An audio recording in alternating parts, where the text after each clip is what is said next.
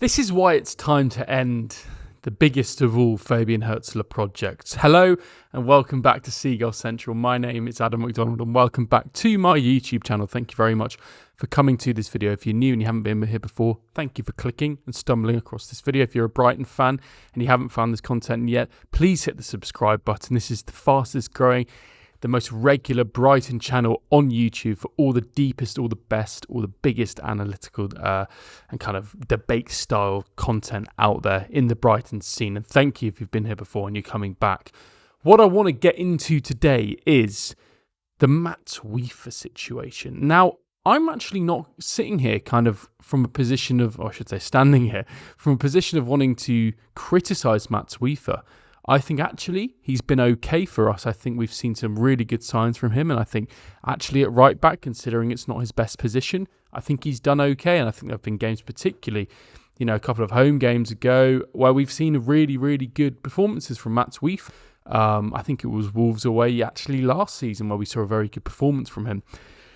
But it's more generally around the decision from the manager, the head coach, to persist with him at right back, and actually the way that I think it's not working, and the way that it's clearly not working, and how perhaps it's a sign of failures, maybe on the recruitment side of things. It's also a sign of kind of rigidity, I think, from the head coach.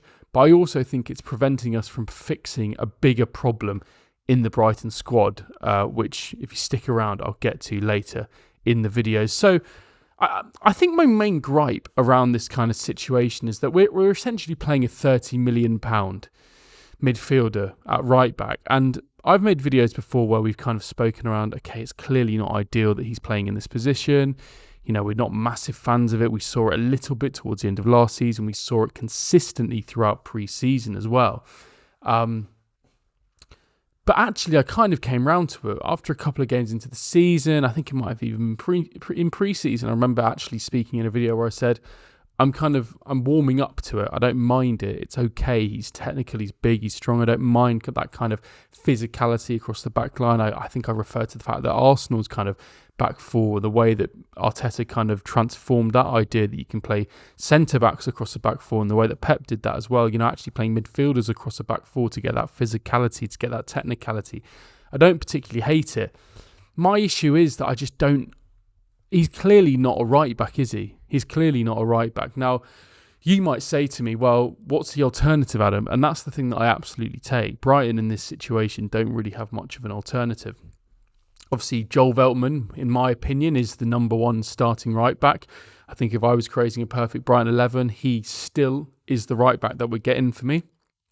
But clearly at this stage, he's injured, and he's a player now who's at an age where injuries probably are going to become a little bit more frequent. What is he, kind of maybe 33, 34? I'm kind of making that up. He's probably a little bit younger than that, isn't he? Maybe 32, 33.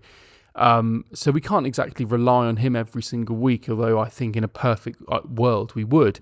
Tariq Lamptey clearly wasn't a sustainable option for us. I think while when he left, many fans I found it quite bizarre speaking around the kind of, we're incredulous at the fact that we'd let him go. I think it was high time for him to leave, and while we absolutely wish him best with his injury that he's suffering at the moment while he's out in Florence, he wasn't a long-term option for us at right back, and we've been waiting for a while for a proper right back to come in. I think really since Bruno we've not had it, have we? Of course we had Lamptey, who came in kind of 2020, not long after Bruno retired. It might have been a season or so after that, wasn't it? After when we had Charlotto in the interim and Martin Montoya in the interim. And Veltman, to be fair to him, has filled in there over the last 5 years since he joined in 2020 or so, and he's been brilliant. I think he goes down, Joel Veltman, what is it, maybe cult hero status. You could probably can't say legend status, but he's one of those players who will be much beloved at Brighton when he leaves because of the consistency, because of the quality, because of the ability that he's had, the smartness that he's had. And that's why I love him so much. But actually, even he isn't a right back. And whilst we're very used to that, conventionally he is a centre half who would probably play on the right of a three. And I think even now, you think about it, over the last couple of years, we've still not fixed that position. It seemed like when we were signing Ferdi, when we were signing Caicedo, when we were making all of these signings at left back, Barco in recent years, I've always kind of thought in the back of my head, yeah, but what are we doing about right back?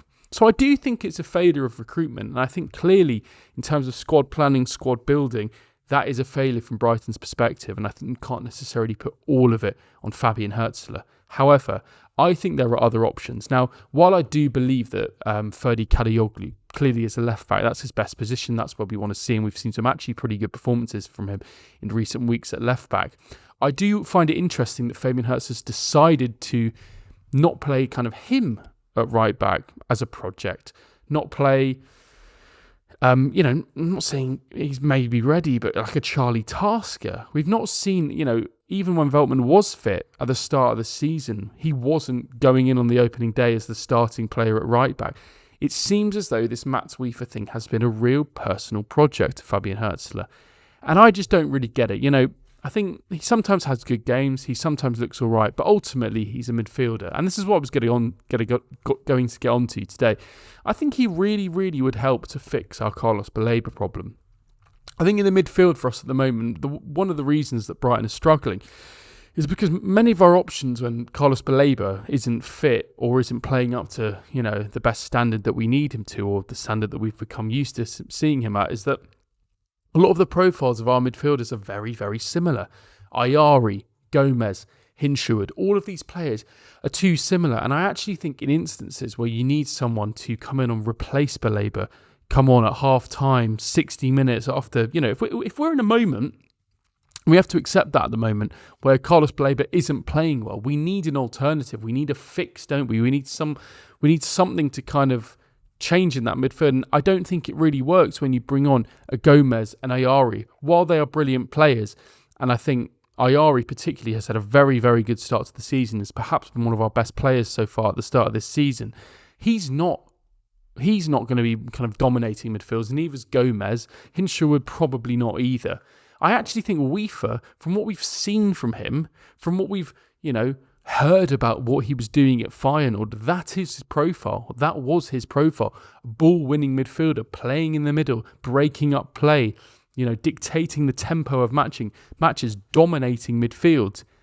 And that's my concern. It's like, what? If I'm the manager at this point, I'm thinking, right, Carlos Baleba's not playing particularly well.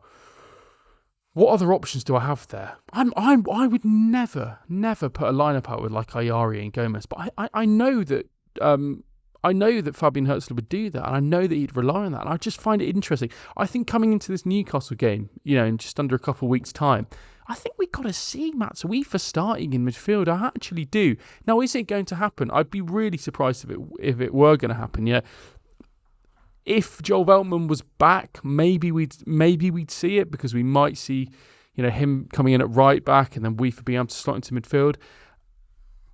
But I just find it weird, and I find it weird that it's been such a personal project of Hürzeler. You got to remember, we saw this in pre-season as well. Every single game in pre-season, Mats Wieffer was starting at right back.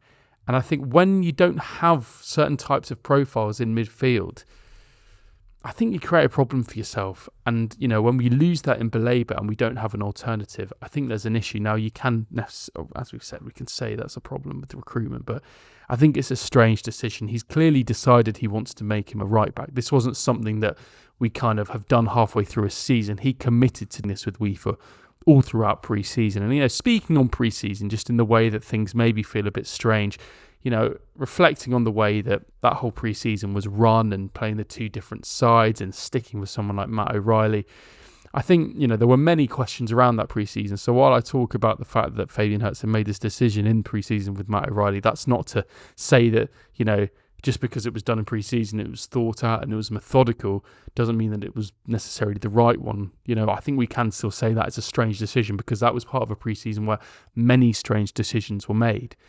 Danny Welbeck not even playing as part of the kind of first team squad. Matt O'Reilly playing every single game with Rutter, only for us to kind of move him on 2 weeks into the season. It's all very strange. So I do hope that this season we will be able to see Mats Wieffer come into the midfield, because I think he provides us with another option.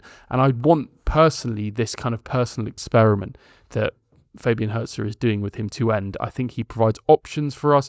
He can provide us with a different angle, a different outlet, some domination, some physicality in the midfield. We've got options at right back. Let's be honest, Ferdi can play there. Veltman can play there. We've got options across that back line.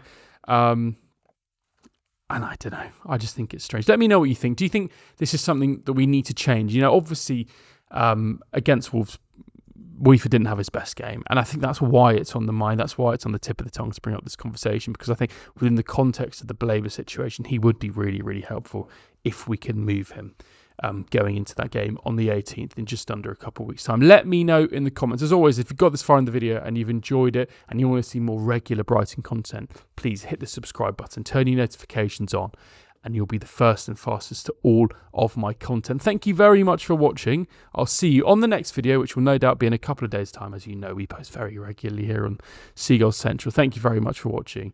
See you on the next video. And as always, up the Albion.